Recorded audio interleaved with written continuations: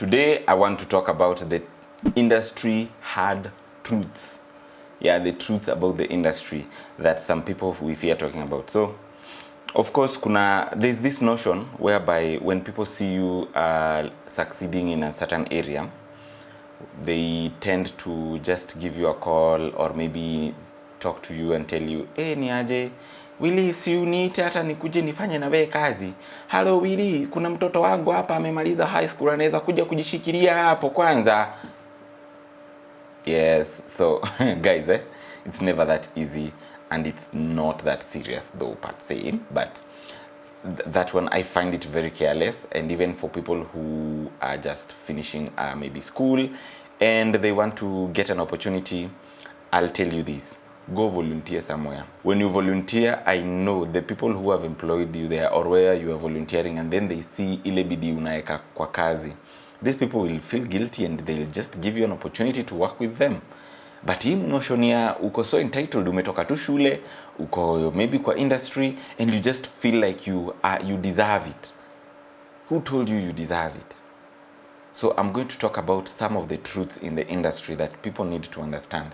Whether you're a beginner or an advanced filmmaker in the industry, you need to learn about this. Kidogo tu nita spare professionals, but you're not even so much spared because a professional can be an advanced beginner. But let's learn, okay? Number one truth: there are a lot of skilled people out there, but not all of them are easy to work with. You see, we have a lot of skilled people out here. People wengine wametoka mashule, wengine wamekuwa kwa sets, wamefanya a lot of internship, wengine wamekuwa in spaces where they have been able to work and gain more skills and stuff like that. But all these people ndio wako na talent, wako skilled, but we cannot fit all of them in one space. So juu kuna kuwaga na wale watu wanakuwaga na ile entitlement ya manze, mimi kama utanitia job nini. Sasa hapa ndo unapataga inabidi watu wanakuwa blacklisted. So unashangaa kwa nini huyu awakigi na huyu msee and stuff like that. Toa hiyo ya blacklisting. Anyway, yeah, so that is an industry truth. You need to know there will be a lot of skilled people in this industry, because you can imagine the kind of people, how many people are graduating, how many people are learning from these videos on YouTube and going into the industry to become experts or practitioners of a certain area. So make sure when you are getting skilled, you also need to have a unique aspect with your skill that will make you stand out from the rest. The number two truth that you need to know is your reputation will precede you. If you are unreliable or difficult to work with, word will spread very fast. Your reputation is very important, guys. So how you carry yourself, especially when you go on sets that you are invited or you're given an opportunity, or even sets that you yourself are controlling, it's very important to just be very careful on how you act, or even just be disciplined, guys.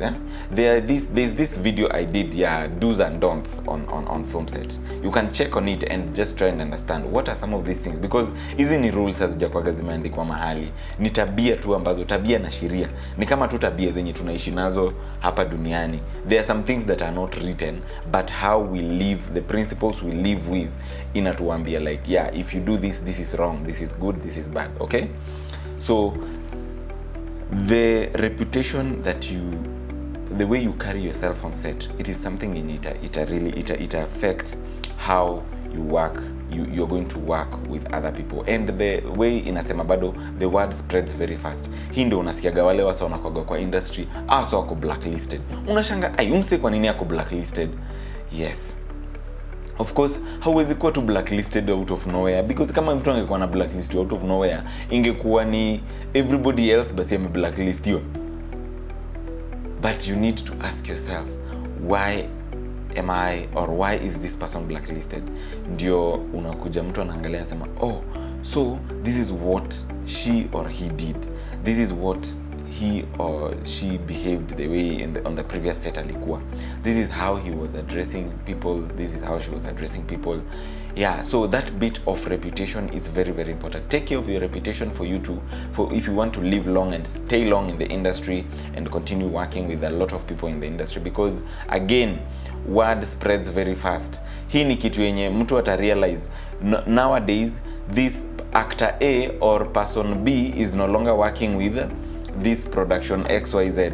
Why are they not working? So the producers will call themselves like wataitana wenyewe kwa wenyewe ulizane, ni aje, why don't you work nowadays with the actor A? And then they're like, yeah, you know we were working but tulikuwa tunafurahia venye maybe alikuwa anakuja anapiga watu makofi mbili kwa set alafu anaanza kulia eti ndo amepigwa. So you find that is a thing that the word will spread very fast because nobody wants to work. That's why unauliza kwa recommendation. Unajua kwa acting peke yake ndio unaonaga sometimes hakunaga recommendation letter. Unafaa uulizwe ile acting ulifanya previously ama hii job ulifanya previously as a DOP. Can the person recommend you on the next job that you're going to do? Ask yourself that question. The next truth, the industry isn't looking for talent. It's looking for people they want to work with. So, the industry of course doesn't look for talent per se. You can't be talented. Unaweza kuwa na certificates zako pale za drama manze unaonyesha venye mimi unajua nilikuwa pale shuleni nilikuwa na best actor, best ninis and stuff like that. But the industry doesn't care about that. Doesn't care even about your education and stuff like that. Are you willing and ready to work? Look at how many people in this industry wenye wanafanya hii job na hawana papers za ku explain the kind of work they are doing. They have been there ready to work. Now wame grow through the process, and they have shown the persistence and the resilience to work in this kind of industry, and it has put them in a position whereby now they are working in the industry without even going to a film school or attending an institution that is teaching them things to do with whatever they are doing. So what this teaches us is that the industry is not looking for that talent. Whether you have a talent in acting, whether you have a talent in writing, the industry doesn't look for you. It is looking for people who are ready to work. Okay? So put yourself ready to work. And this is something I also tell people, especially for beginners. Guys, umetoka tu pale shule. Don't go there with your ego like kusema unajua mimi nimesoma directing, sometimes nitakuwa director. Nobody does that. Like nobody will even care. Like who will risk their money to give you something we've not seen you do? Okay?